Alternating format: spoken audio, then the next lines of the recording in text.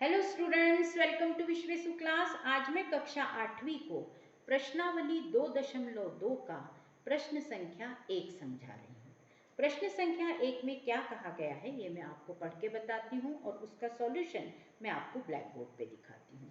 अगर आपको किसी संख्या से 1/2 घटाने और परिणाम को 1/2 से गुणा करने पर 1/8 प्राप्त होता है तो वह संख्या बताइए।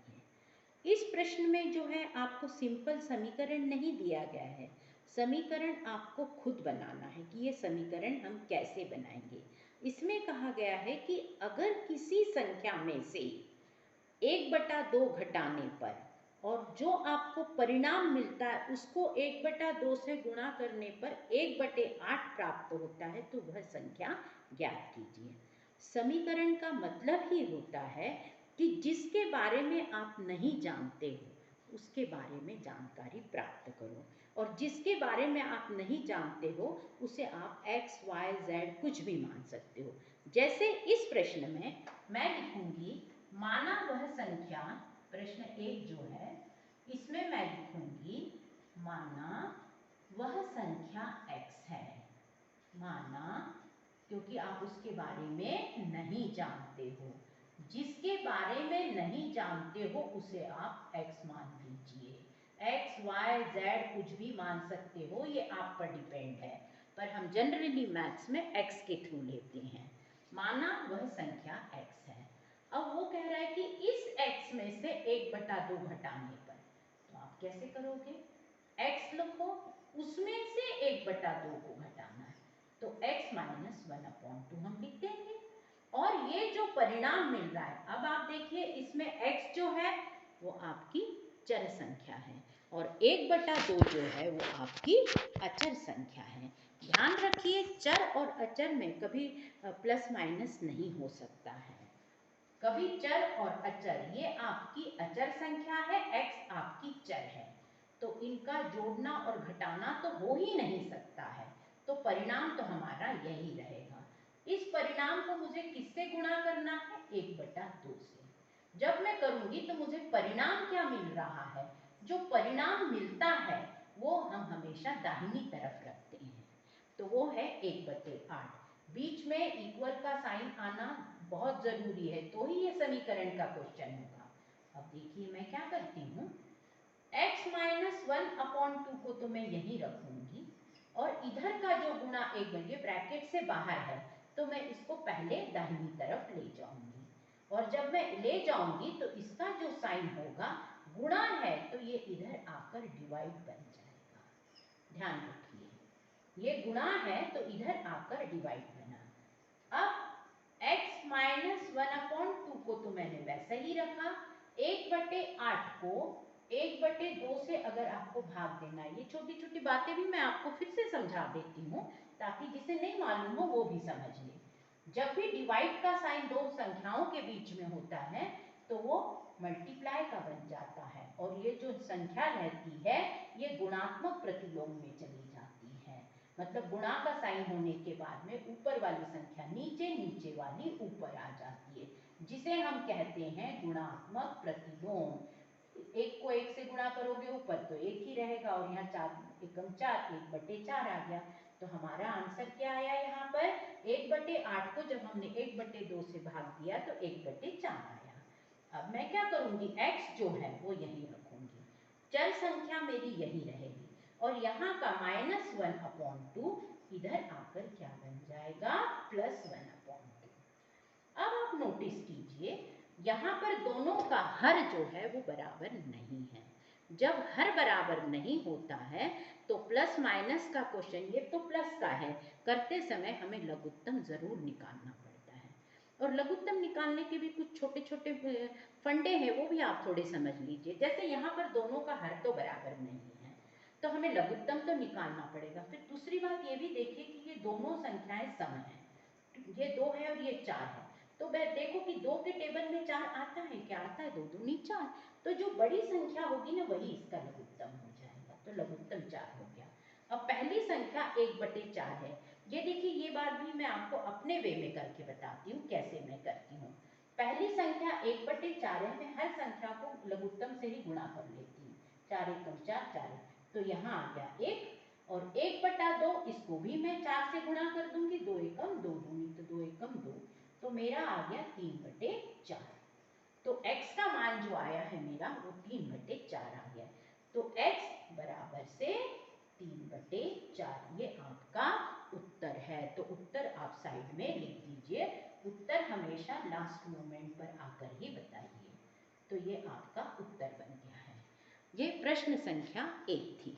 अब प्रश्न संख्या 2 क्या है वो आप देखिए। ध्यान रखिए, समीकरण में हम हमेशा जिसके बारे में नहीं जानते हैं उसी की वैल्यू फाइंड करते हैं।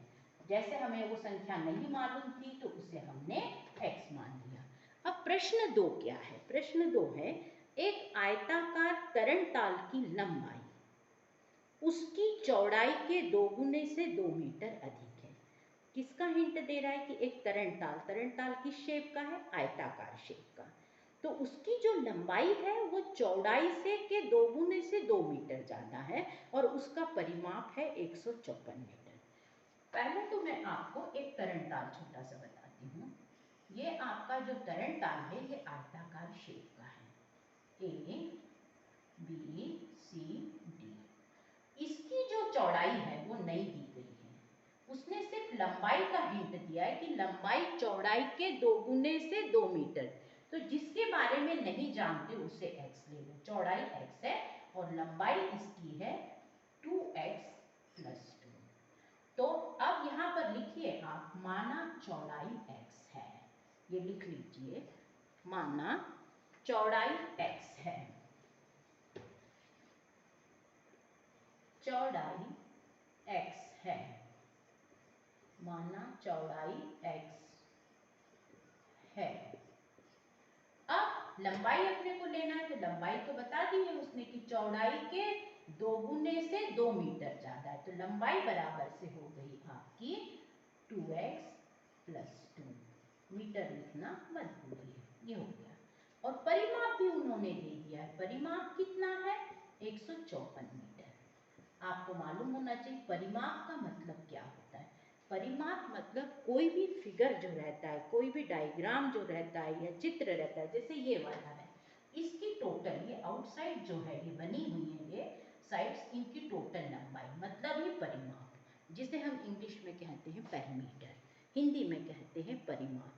क्वेश्चन को करने के तरीके बिल्कुल वही हैं, बस लैंग्वेज का फर्क है। तो वो हो गया उन्होंने 154। आयताकार परिमाप दे दिया है उन्होंने, तो आप परिमाप को तो रख दीजिए, जो बात आपके पास क्लियर है वो आप राइट हैंड में डाल दीजिए, मतलब दाहिनी। अब परिमाप का फॉर्मूला क्या है? 2 गुणा लंबाई प्लस चौड़ाई, लेंथ प्लस ब्रेड्थ भी आप लिख सकते हो। 2 गुणा लंबाई कितनी मानी है आपने? 2x + 2। चौड़ाई कितनी है? x है, बराबर से 154 मीटर। ये तो रहने दीजिए। अब आप पहले हमेशा ब्रैकेट सॉल्व करते हैं। यहाँ 2x है और यहाँ x है, x मतलब ही 1x। 2x और x जब प्लस हो सकते हैं क्योंकि दोनों ही चर संख्याएं और समान है, तो इसको क्या हो जाएगा 2। अगर यहाँ 2x होता और यहाँ y होता तो वो कभी प्लस नहीं हो सकता था। 2x और 1x मिलाकर बन गया 3x + 2, तो वैसा ही रहेगा, ये दोनों जुड़ गए हैं। अब आप बराबर से 154 मीटर।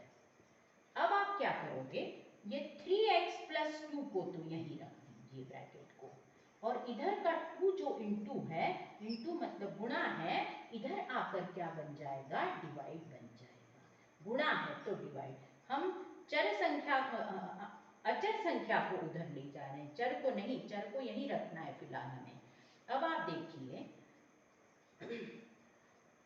3x + 2 अभी यहीं रहने दीजिए। 154 को 2 भाग देगा तो आ जाएगा आपका 77।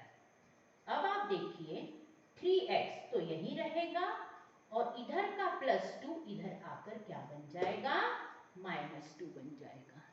तो 3x बराबर से आ जाएगा आपका 75। ये मैं ऊपर आपको करके बता रही हूँ। 3x बराबर से आ गया 75। पर आपको क्या निकालना है? 3x किसको इंडिकेट करता है? 3 गुणा x को। ये मैं थोड़ा और अच्छे से दिखाती हूँ आपको ताकि अच्छे से समझ में आए। 3x जो कि 3x बराबर से आपका आ जाएगा 75। 3x बराबर 77 में से 2 चला गया तो 75 बचा। 3x किसको इंडिकेट कर रहा है? गुणा को। तो इधर आकर वो क्या बन जाएगा? डिवाइड। तो x तो यही रहेगा, चर इधर ही रहेगी और ये इधर आकर डिवाइड बन जाएगा। तो x बराबर से आ गया है आपका 25। 75 को अगर 3 भाग देगा तो 25। x मतलब कौन आ गया है? चौड़ाई आ गई है आपकी।